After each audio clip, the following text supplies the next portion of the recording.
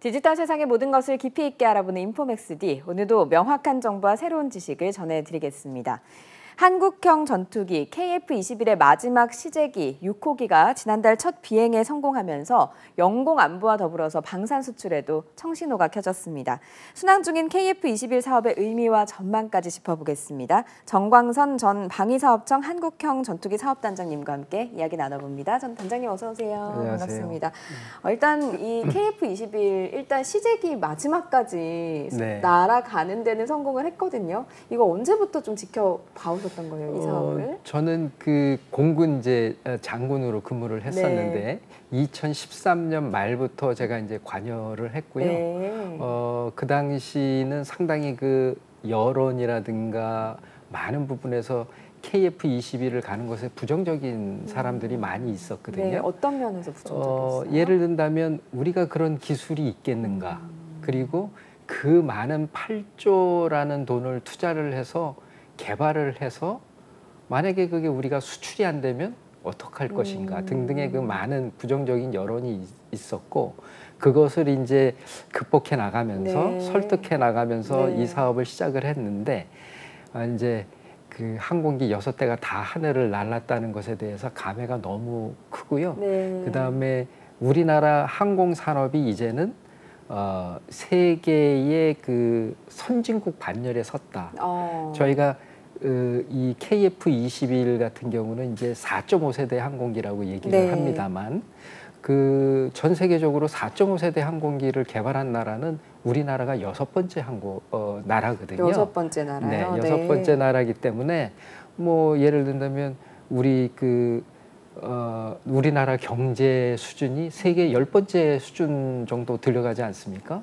그러면 항공 기술 역시 그 10번째 이내에 들어갔다라고 본다라고 하면 대단한 쾌거라고 볼 수 있다라고 저는 생각합니다. 사실 뭐 전투기라든가 이런 그 무기 같은 것들이 뭐 없으면 좋겠습니다만 전 세계적으로 이게 힘이 있어야 평화의 균형도 또 맞아지는 거다 보니까 우리도 좀 갖춰야 되는 기술이 있는 거잖아요. 그렇습니다. 그래서 KF-21 그렇게 고비가 많았는데도 불구하고 잘 설득을 해서 이제 마지막 시제기까지 비행을 하는데 성공을 했습니다. 그러면 그 구비구비 과정을 한번 좀 여쭤보면서 한번 이야기를 나눠보겠습니다. 이 사업에 처음 들어가야겠다 이렇게 좀 우리 정부에서 결심을 하게 된 배경이 있을 것 같아요. 이제 그 1990년 말부터 2000년대 초반까지 지금 저희가 수출이 많이 되고 있는 TO-10이라는 초음속 고등훈련기를 개발을 시작하고 있는 단계였고요. 그리고 2001년에 이제 김대중 대통령께서 공군사관학교 졸업식에 가셔서 우리도 선진 전투기를 개발을 해야 되겠다라고 이제 공표를 하셨고 그 당시에 약속하신 게 뭐냐면 2015년에는 그 항공기를 개발을 완료하겠다라고 했는데 사실은 2015년에 KF-21을 개발하는 계약을 시작을 했습니다. 이제 그 이유는 사실은 그 이후에 큰 것은 기술이 없는데 그걸 어떻게 개발을 할 수 있느냐라는 그 반대 의견이 많았죠. 근데 그 당시는 제가 지금 생각해 보면 그 당시는 그 의견이 맞았다라고 생각합니다. 왜 그러냐면 좀 무리한 그 성능의 요구치가 있었죠. 그런데 지금에 와서 본다라고 얘기하면 2015년으로 왔을 때는 그런 것들을 어느 정도 다 극복을 했었거든요. 우리도 열심히 노력해서 그 기술들을 좀 따라잡은 부분이 그렇습니다. 있었군요. 왜 그러냐면 2001년 이후에 TO-10이라는 것을 개발했고 그것을 한국항공이라는 우리 그 항공기 제작 업체가 FA-50이라는 것으로 전투기로 이제 경공격기로 그 성능 개량을 했고 그 다음에 헬기 슈리온이라는 헬기도 개발을 했고 많은 그 기술에 있어서 진전이 있었거든요. 근데 이제 그런 것들이 반영이 안 되고 반대 아닌 반대로 진행을 됐다는 것이 조금 아쉽지만 결론적으로 봤을 때는 그 반대론자분들이 시간을 벌어줬다. 실패할 수 있는 확률을 상당히 줄여줘 준 거라고 해서 뭐 그런 치열했던 토론들이 그렇게 나쁜 일만 있었던 건 아니었다. 네. 뭐 한편으로는 그런 생각도 해봅니다. 네. 그 시간 동안 많은 훈련기와 또 전투기 이런 것들이 이제 개발이 되면서 네. 기술적으로도 보완을 해갖고 아 이걸 KF-21에 한번 적용을 해볼 수 있겠다라는 그렇죠. 그런 또 자신감이 있었기 때문에 네. 2016년에 이제 박차를 가해서 계약을 좀 하게 됐었던 것 같습니다. 네. 일단 조종사 출신이시잖아요. 네, 네. KF-21을 딱 보셨을 때 네. 조종사로서 내가 이 그 운전대라고 조종대 네. 요거를 잡았을 때 어떤 점이 가장 가슴이 좀 설레는 지점이다 이렇게 좀 보실 수 일단은 있을까요? 제가 이제 직접 비행을 한 것은 네. 아니고 네. 그 비행기와 동일한 시뮬레이터를 지금 만들어서 네. 우리 1호기, 뭐 2호기, 3호기 탄 그 조종사들이 사실은 그 시뮬레이터를 먼저 타고 네. 이제 비행을 했거든요. 제가 그 시뮬레이터를 타 보니 이 항공기는 뭐라 그럴까요? 대단히 비행하기 쉬운 항공기입니다. 금방 비행을 할 수 있습니다. 그 네. 단적인 예로 저희가 이제 인도네시아랑 공동 개발을 하고 있는데 인도네시아에서 이제 방문을 했던 그 육군 장성이 한 분 계신데 네. 그분을 시뮬레이터를 태워주고 한번 뜨고 내려보시오 했더니 옆에서 우리 그 한국항공의 엔지니어들이 몇 번 코치를 해주니까 네. 진짜로 이륙하고 내릴 수가 있었던. 그분은 조종사 출신이 아니신가요? 네네, 육군이시니까. 네. 그러니까 상당히 조종하기에 편하다. 그리고 조종사가 조종하기에 편하다라는 의미는 다른 곳에 신경을 쓸 수 있다. 즉 폭탄을 투하하거나 네. 적기와 교전하거나 이런 쪽에 이제 많은 신경을 쓸 수 있기 때문에 네. 상당히 제가 봤을 때는 능력이 뛰어난 항공기다. 네. 저는 그렇게 판단하고 있습니다. 또 이제 그 많은 분들이 기대를 하는 게 4.5세대 그러니까 5세대 바로 직전에 그 전투기로서 가지고 있는 여러 기능들을 기대를 하고 있을 텐데 어떤 기능들을 좀 많이 탑재를 했나요? 저희가 이제 4.5세대라고 말씀을 하셨으니까 4.5세대라는 것은 저희들이 그것을 일종의 이제 개념을 정립을 해서 시작을 한 건데 네. 우리가 그 4.5세대라는 개념을 정했을 때는 기동 성능, 즉 도그 파이터라든가 이런 기동 성능은 F-16급을 그거와 동등 이상의 기동 성능을 갖고 네. 그 안에 들어가 있는 항공 전자 장비는 훨씬 그 첨단 기술이 들어간 항공 전자 장비를 갖추어야 되겠다. 그래서 저희가 그 항공 전자 장비를 갖춘 것이 이제 IRST라고 하는 적외선 추정 및 탐지 및 추정 레이더. 네. 요거는 오로지 전파를 보내지 않고 적외선으로다만 추적을 하기 때문에 상대방 적기가 우리를 탐지 못하는. 그걸 스텔스 기능 스텔스 기능이라기보다는 저희가 레이더파를 쏴서 상대방을 탐지를 할 경우에는 네. 상대방이 저희 레이더파를 감지를 해서 네. 누군가 나를 노리고 있구나라고 알 수가 있거든요. 근데 레이더를 쓰지 않고 IRST라는 걸 쓰면 오로지 요거는 수동적으로 상대방이 그 적외선만을 가지고 우리가 네. 탐지를 하는 거기 네. 때문에 저희는 레이더를 끄고 상대방을 찾을 수가 있는 그런 형태가 네. 되죠. 그래서 일반적으로 레이더를 켜고 들어가다가 어느 정도 들어갔을 때는 레이더를 끄고 그 IRST라는 것으로 이제 적기를 탐색하는 그런 형태의 전술을 쓰죠. 네. 뭐 그런 것이라든가 그다음에 영상 광학 표적 추적 장비라든가 그다음에 전자전 그 통합 장비라든가 여러 가지 그 현대전에서 유용한 것들을 그 개발을 우리가 스스로 개발을 해서 네. 장착을 시켰죠. 네. 네. 우리 국산 기술이 지금 거기에 장착이 된 부분들도 그렇죠. 있고 네. 어쨌든 외국의 기술을 좀 들여와서 장착을 한 일부는 부분은 들어왔습니다. 네. 예를 든다면 이제 저희가 그 핵심이라고 볼 수 있는 A사 레이더의 네. 경우는 저희가 한 90% 정도가 순수한 우리 기술이라고 볼 수 있고요. 네. 그 대신 이제 좀 전에 말씀드렸던 IRST 같은 경우는 그 안에 들어가는 그 적외선 센서는 상당히 고도의 기술을 요하기 때문에 그 적외선 센서는 저희가 이제 외국에서부터 사서 네. 그것을 조립해서 IRST라는 걸 만들었기 때문에 그런 거는 조금 기술이 적지만 네. 향후에도 그 IRST, 그러니까 적외선 센서는 국산화시킬 네. 그럴 계획으로 있습니다. 네, 이렇게 이제 좋은 기능들을 탑재를 해서 앞서 말씀하신 대로 조종사들은 운전하기가, 그러니까 조종하기가 쉬워졌고, 네. 그래서 이 기능들을 잘 활용을 잘 할 수 있게끔 네, 네. 언제 이게 전투에서는 언제 이것들을 사용할지가 또 중요하니까요. 네, 그렇게 네. 이제 그 만들어진 게 KF-21인 건데 네. 이 기술 하나하나를 좀 더 구체적으로 여쭤볼게요. 사실은 앞서서 이게 계획이 되는 거 그리고 계약이 되는 것까지도 어려움이 있으셨다고 하셨지만 이걸 만드는 과정에서도 방금 말씀하신 에이사 레이더 같은 경우에도 국내 기술로 개발하게 된 이유가 있잖아요. 그렇죠. 네. 이제 그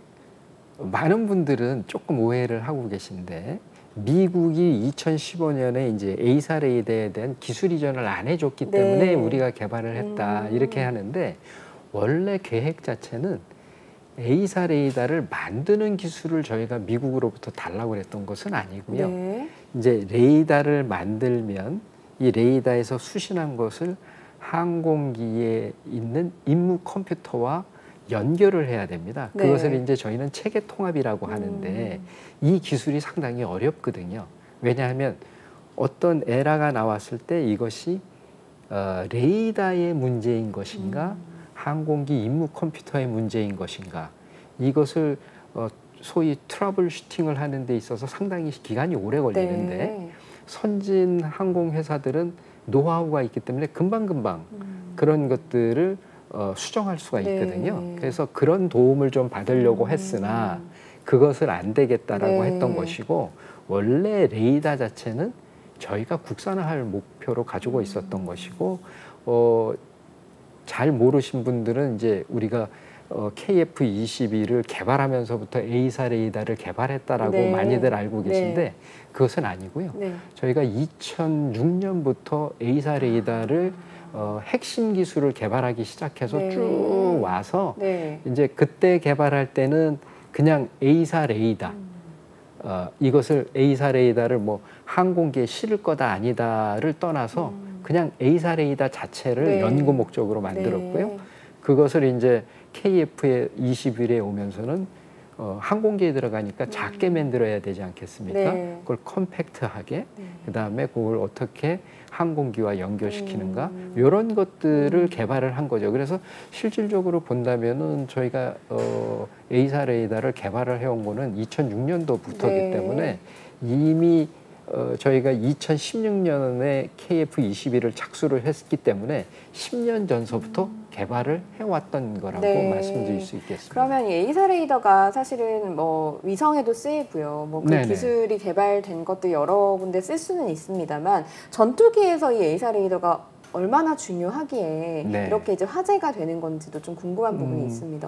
기존의 이제 에이사 레이더가 아닌 기계식 레이더는 네. 우리 이제 옛날 영화에 보면 이렇게 접시 같은 데에 뾰족하게 하나가 네. 튀어나와서 네. 이렇게 움직이지 않습니까?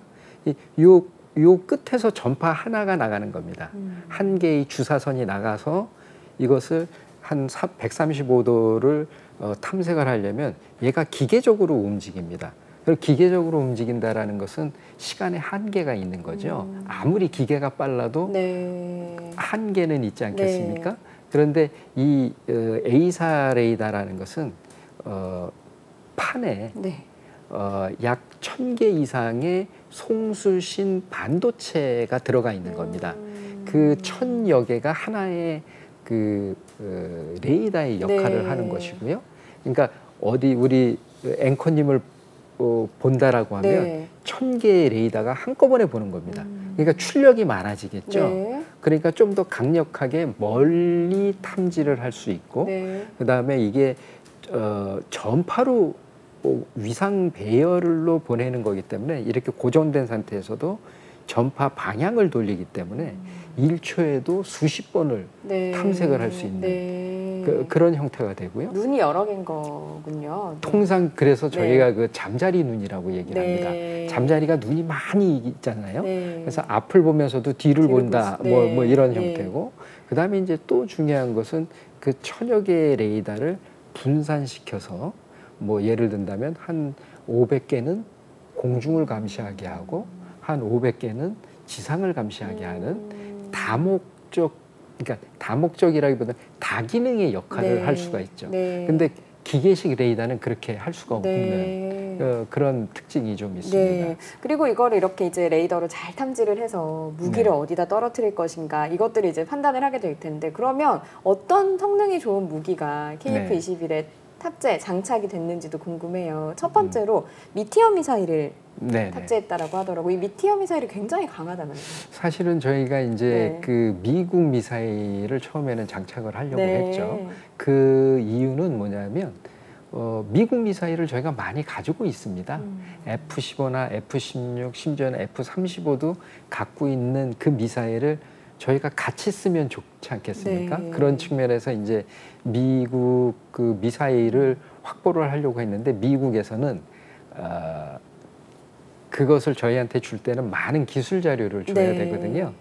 그러니까 그 기술 자료에 노출을 꺼려서 이제 저희한테 주지를 않았고, 그래서 이제 저희가 유럽으로 눈을 돌려서 네.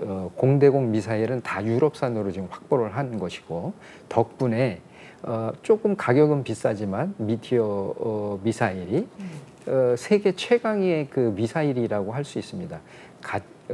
중요한 점은 두 가지인데요. 네. 가장 멀리 나가고 그다음에 추력이 좋기 때문에 적기를 끝까지 따라잡을 수 있는 이 두 가지의 그 장점이 있어서 네. 그리고 이제 미티어를 달고 있는 그 항공기는 아마도 KF-21과 네. 그 F-35 나머지는 그 미티어를 개발한 나라 항공기에만 네. 장착을 합니다. 그래서 아마도 아시아 쪽에서는 저희가 네. 최초가 될 것 같고요. 네. F-35도 미티어를 장착하겠다라고 지금 선언을 하고 약간의 개조 개발을 하고 있는 그런 상태입니다. 네, 그러면 이게 이제 미티어 미사일이 워낙 강한 미사일이긴 하지만 네. 이 외국산 무기를 장착을 한다는 것에 좀 어려움을 겪는 경우가 많잖아요. 뭔가 그렇습니다. 관계가 안 좋아진다거나 그러면 네, 당장에 적용하기가 힘들고 네. 그러면 필요한 것이 국산화인 네. 것 같거든요. 네. 국산 무기도 지금 장착을 할 수 있다라는 이야기도 나오던데 어떻습니까? 지금 현재로서는 저희가 조금 아쉬운 것이 네. 그동안에는 저희가 만든 항공기가 없었기 때문에 항공기에 달 수 있는 무장을 만들 수가 없었습니다. 만들고 싶어도. 네. 왜냐하면 그 만들어도 그 무장을 장착하기 위해서는 그 항공기 제작사의 허가를 받아야 되지 않습니까? 네. 그래서 못 만들고 있었으나 지금 만들어 놓은 것은 KGB라는 그 GPS 유도 폭탄은 지금 우리 국가연에서 만들어서 그거는 저희가 장착을 할 수 있고요. 지금 현재 이제 그 KF-21에 장착하기 위해서 개발하고 있는 그 무장은 장거리 공대지 순항 미사일 네. 천룡이라고 해서 네. 지금 어느 정도 그 개발이 상당히 진행이 되고 있어서 이거는 28년에는 완전히 그 KF-21에 장착을 시킬 수 있을 것 네. 같고요. 그다음에 이제 한편으로는 그거는 이제 뭐 일종의 약간의 그 독침용 무기라고는 네. 할 수 있는데 그 초음속 공대함 미사일을 지금 개발을 진행 중에 있는 것으로 알고 있습니다. 공대함 미사일이요? 네. 배에서 네. 함대함 미사일은 지금 현재 있습니다. 네. 지대함 미사일도 있는데 네. 그것을 이제 비행기가 달고 가면서 쏘기 때문에 그 장점은 좀 더 먼 거리를 쏠 수가 있고 배에서의 적 배를 탐지하는 것보다는 좀 더 멀리에서 탐지를 할 네. 수가 있으니까 좀 더 활용에 더 유용한. 네. 네. 그런 무기를 네. 지금 만들고 그래서 있는 거군요. 지금 우리 국방과학연구소는 신이 나 있는 상태입니다. 그동안에는 몸체는 생겼으니까. 예, 그동안에는 네. 개발을 해보고 싶어도 네. 기술도 있지만 개발을 해보고 싶어도 할 수 없었던 것을 KF-21이 있으니 이제 KF-21을 플랫폼으로 해서 네. 거기에 많은 무장을 좀 개발하고 운영을 해볼 생각을 갖고 있고 네. 그러면 KF-21 입장에서는 나중에 수출이라든가 혹은 우리 공군이 사용할 때 다양한 무장에 관련된 옵션이 생기기 때문에 훨씬 더 좋아지는 것이죠. 네. 네. 이런 것들이 결국에는 나중에 수출을 한다거나 뭐 이럴 때도 아주 굉장히 유리해지겠네요. 네네. 네. 예를 든다면 저희가 FA50을 동남아시아 쪽에 팔 때에 쪽에 팔 때에 어느 나라에는 이 무장을 팔면 안 돼. 뭐 이런 왜냐하면 그 무장이 미국에서 오는 거기 때문에 네. 미국과 그 나라 간의 그 어떤 인권적인 문제, 정치적인 문제 때문에 그 나라에는 이거 안 팔아 네. 라고 할 수가 있거든요. 네. 하지만 우리가 그런 무장을 갖고 있고 또 유럽에서도 그런 장착을 시킬 수 있는 능력을 우리가 갖고 있다면 여러 가지 옵션을 저희가 제시해 줄 수가 있죠. 선택권을 다양하게 줄 수 있다. 네, 그렇습니다. 네, 그랬을 때 우리나라를 선택해서 우리나라 전투기라든가 이런 것들이 선택할 가능성이 높아진다. 그렇습니다. KF-21도 결국에는 일단 내년에 양산을 할 계획을 가지고 있고, 네, 그렇게 돼서 2026년에는 공군으로 좀 인도를 할 계획이다라는 계획을 가지고 있는데 그렇게 됐을 때 좀 수출하는데 좀 유리해진다? 뭐 이제 길이 열리나 좀 그렇게 볼 수 있겠습니까? 일단은 수출 국가에서 가장 먼저 보는 것은 이것을 너희 나라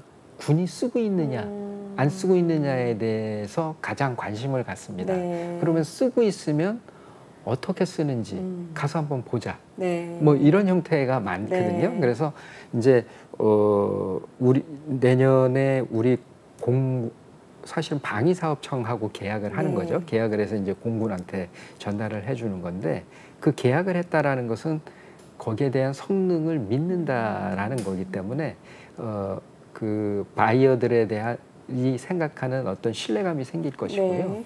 그다음에 또 좋은 기회는 금년 가을에 그 아덱스라는 네. 그 공군 에어쇼 전시회가 있습니다.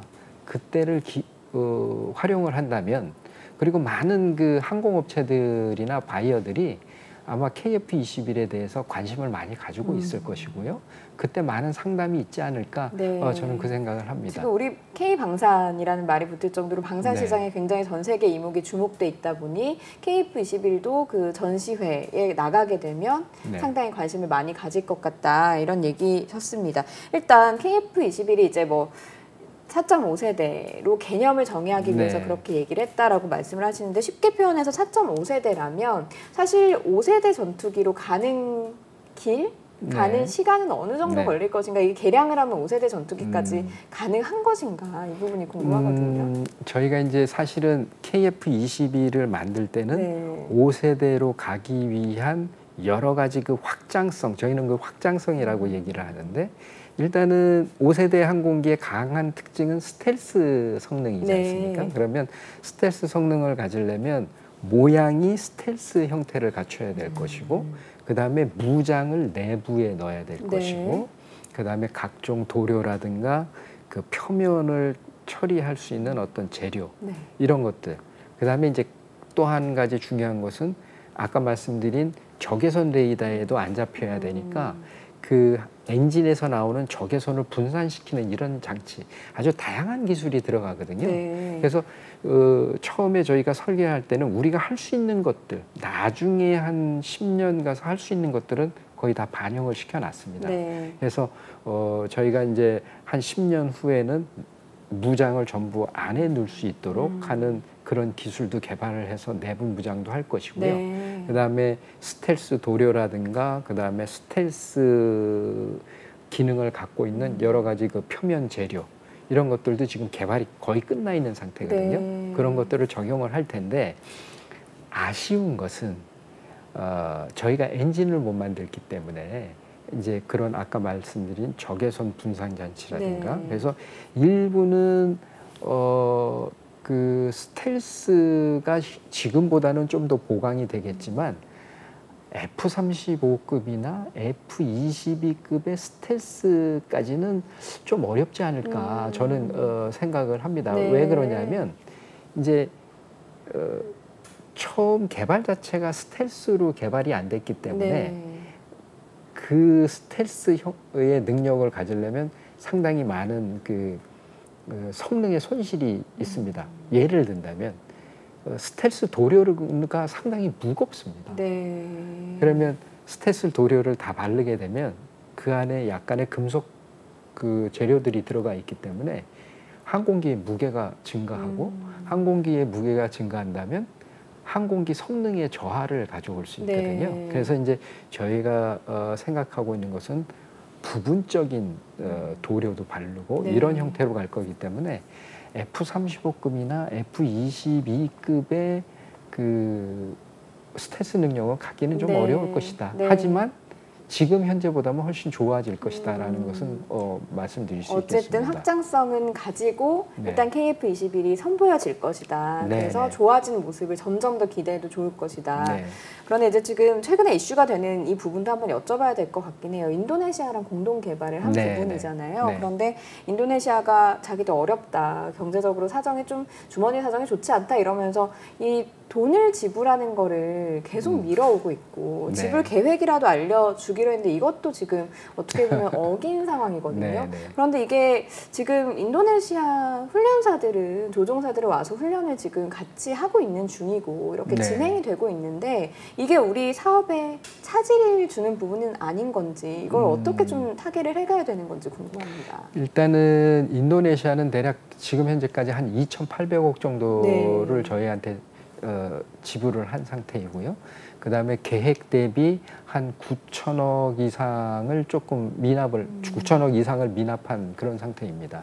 그런데 이제 제가 그 많은 분들이 그런 질문을 하셨을 때 좀 강조드리고 싶은 것은 이것은 어떤 그 B2B가 아닌 G2G의 비즈니스거든요. 정부 대 정부라는 네, 말씀이시죠? 정부 대 정부 네. 간의 비즈니스이기 때문에 일반 업체 간의처럼 계약이 조금 어긋났다고 그래서 당장 계약을 해지해버리고 너희들 가 이러기에는 상당히 많은 것을 저희가 고려를 해야 된다. 예를 든다면 작년에 제가 작년인가 재작년에 저희 현대차가 들어가서 거기 공장도 만들었고요.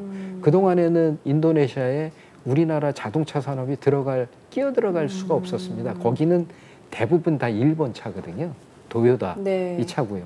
그러니까 그런 협력 관계들이 지금 계속 진행돼 가고 있는 상태에서 전투기뿐만이 아니라 다른 경제 협력도 그렇습니다. 진행되고 많은 있군요. 경제 협력이 있는데 네. 그것이 KF-21 이거 하나로 인해서 그런 관계를 해쳐야만 될 것인가.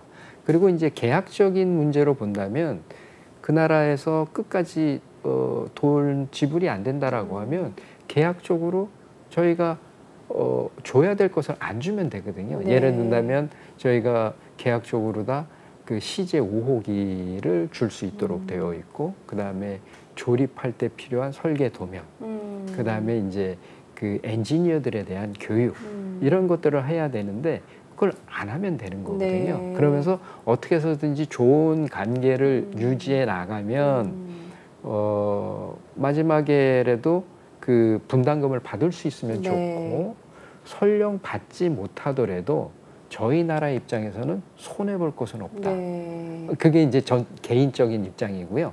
그리고 좋은 관계를 갖게 되면 나중에 이 사람들이 생각이 바뀌어서 또 우리 것을 수입할 수 있지 않겠습니까? 네. 네, 그런 측면에서 좀 뭐 이런 얘기를 하면 조금 우습기도 하겠지만 네. 좀 의리를 지켜줄 필요가 있지 않을까. 물론 네. 사업은 사업이지만 네. 전반적인 것을 좀 국가적인 전반적인 것을 좀 보고 네. 진행을 해야 될 거다라고 봅니다. 외교 안보적인, 그러니까 네. 외교적인 문제도 같이 얽혀 있고 이게 네. 말씀하신 대로 다른 경제 협력과 관계도 있기 때문에 이 부분을 좀 챙겨 보면서 가야 한다라는 말씀이시네요. 네.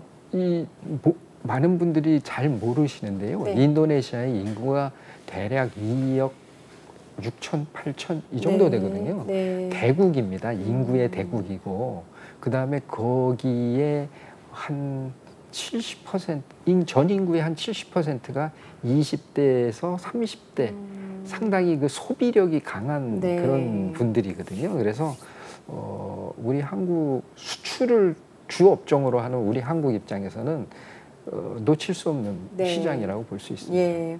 뭐 KF-21도 중요하지만 네. 전체적인 그 그림을 봐야 된다. 뭐 근데 얘기를 듣다 보니까 무엇보다도 기대가 되는 KF-21의 네. 등장. 양산 그리고 공군이 네. 직접 모는 모습 이게 어떻게 활약을 하는지를 지켜볼 수 있는 희망해가지고 지켜볼 수 있는 부분들이 있는 것 같습니다. 오늘 말씀 여기까지 듣겠습니다. 고맙습니다. 네, 감사합니다. 네, 인포맥스D 벌써 마쳐야 될 시간이 됐습니다. 영상을 보신 후에 궁금하신 점이나 개선해야 될 점이 있다면 유튜브 연합뉴스 경제TV 채널을 통해서 댓글을 달아주시면 더 좋은 방송으로 찾아뵙겠습니다. 고맙습니다.